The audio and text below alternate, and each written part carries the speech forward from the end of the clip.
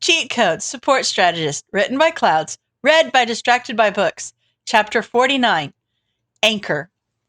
Ochako had never been so grateful to be tired. Apparently, the trip to Island and back had burned through all the energy from her week of repressing One for All. So it was taking her longer to recover than it had when she had first started teleporting, which she would normally have found really frustrating, but right now, she was just relieved. If she was tired, then that limited how far she could warp, and it seemed like the only person who was in that radius at the moment was Shinso. So the farthest she'd ended up in the past day was a block from the agency. It was a nice change of pace. Being grounded also meant that she could actually focus on the quirkless sparring techniques that Gunhead was teaching them. They were fun, but she could also see how they were going to be useful in their fights.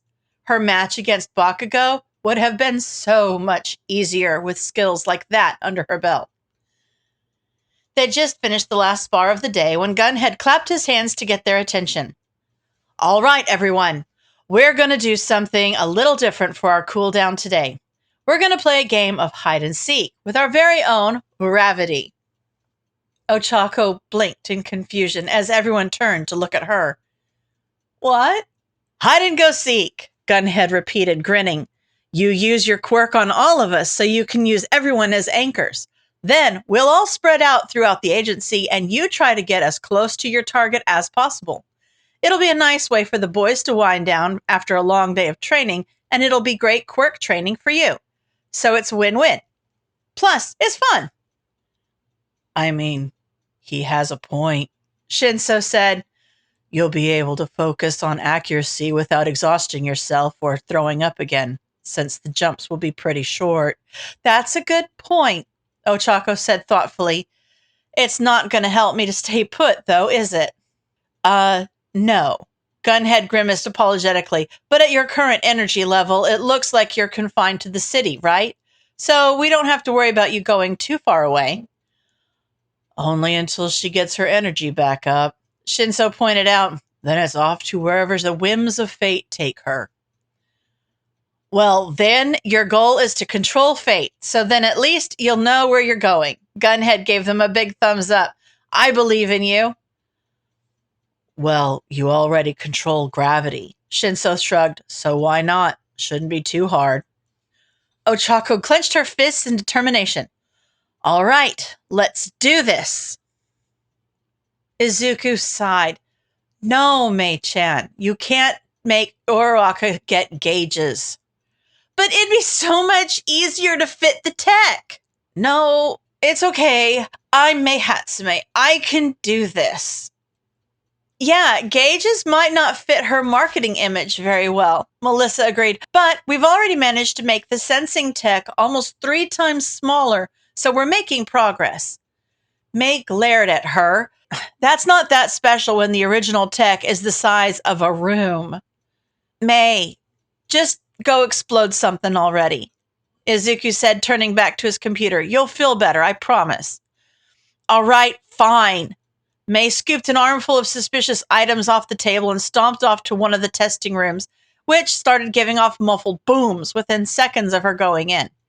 She was always such a fast worker. It's cute how you always seem to know what she needs. Melissa gave him a sly smile. I wish I had a boyfriend like that. Izuku almost deleted an entire paragraph of code as he jumped and almost slammed his hands into the keyboard. I already told you, we're not dating or anything. We're just good friends. Melissa laughed. I'm just messing with you, Midoriya. Don't worry. But still, the relationship that you two do have, even if it's just friendship, just seems so special.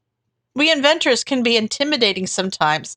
So having someone around who can encourage our weirdness and give us permission to go make things explode sometimes, it's rare. But it can make all the difference in the world to us, especially when projects get frustrating. I just think it's sweet that you're willing to be that person for her. Izuku shrugged and got back to work. It's not that special. I mean, it's no more than what she does for me. People can find my analysis creepy, but Mei-chan just thinks it's cool, and she's really one of the only people I've ever met that really support me and thinks I can do anything. So, honestly, I'm just returning the favor. Melissa frowned sympathetically. Bullies? Yeah. Izuku nodded. But, I mean, I wanted to be a hero as a kid, so obviously people weren't going to support that. Why not?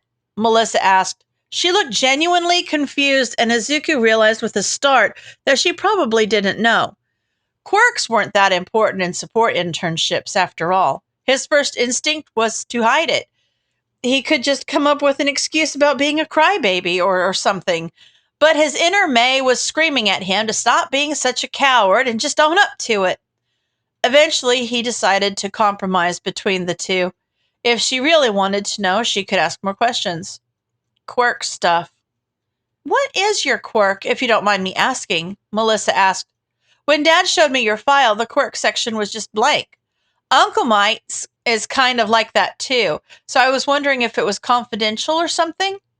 Like I said, it might be a rude question, so you don't have to tell me or anything. I was just curious.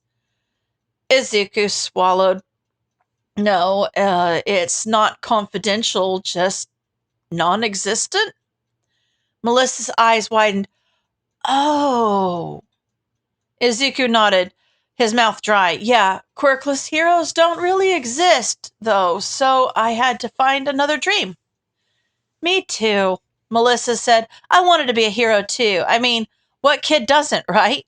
But after Dad got the x-rays back and we realized my quirk wasn't just late, Uncle Mike encouraged me to follow my dad's example and go into support. Izuku stopped and stared at her. You're quirkless too? Melissa smiled sadly. Yep, certifiably part of the less evolved. Whoa! Izuku sat back in his chair. I guess we all end up in support then, huh? Melissa shrugged. If you can't join them, help them, right? Izuku chuckled. Right.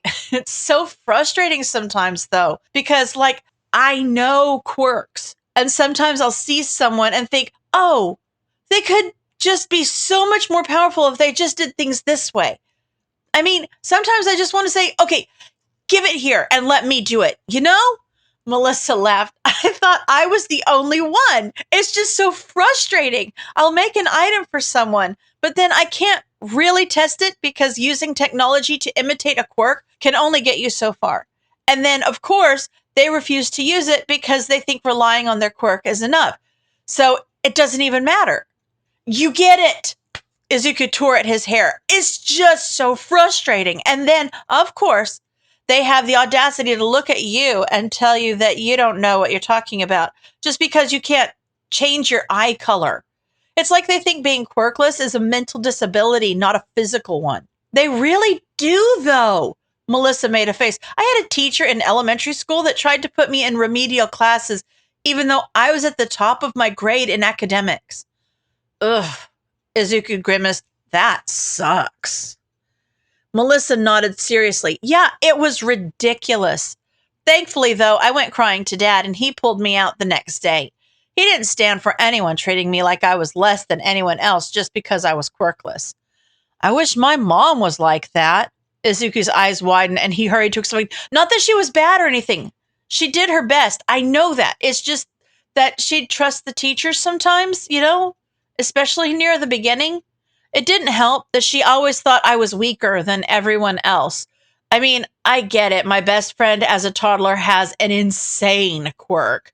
So she was probably just comparing me to him. But I had a teacher who wouldn't let me play outside during recess because I'd break. And she didn't even question it. Wow. Melissa gave a low whistle.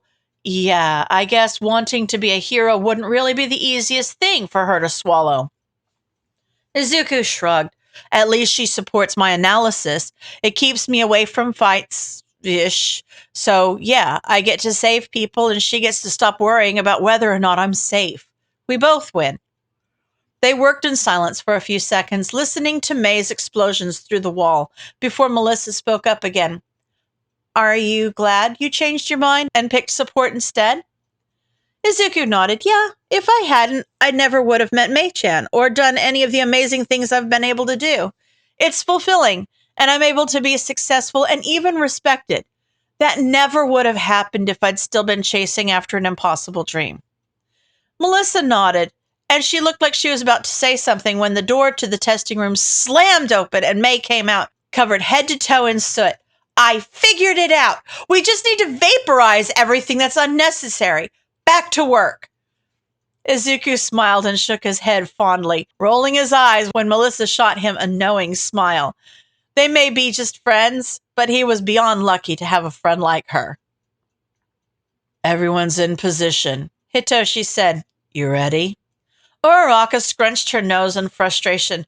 No, I'm probably not going to be able to find any of them. It's going to be so embarrassing. Yep, Hitoshi nodded. Sure will. Uraraka glared at him. Gee, thanks, Shindig. I'm glad I have your undying support. You're welcome. He gave her a shit-eating grin. But hey, now you have to prove me wrong. She kept her glare up for as long as she could before bursting into a fit of laughter. This is going to be terrible. Who should I try to find first? Gunhead, maybe? Hitoshi shrugged. I mean, it is his agency, so... The app Izuku had sent him beeped, and Hitoshi blinked as he watched Uraraka disappear. When she was actually trying to jump, the process was a little bit slower than when she did it by accident, and he couldn't keep his jaw from dropping at what he saw. It only lasted a split second before that tiny moment after Uraraka had activated her quirk and before she'd warped to wherever she was thinking of. It was like the entire energy of the universe had lit up around her. He didn't know if it was because she was messing with space and gravity or if it was just something about her quirk, but it was one of the most beautiful sights he had ever seen. Uraraka had been surrounded by the aurora borealis. End of chapter.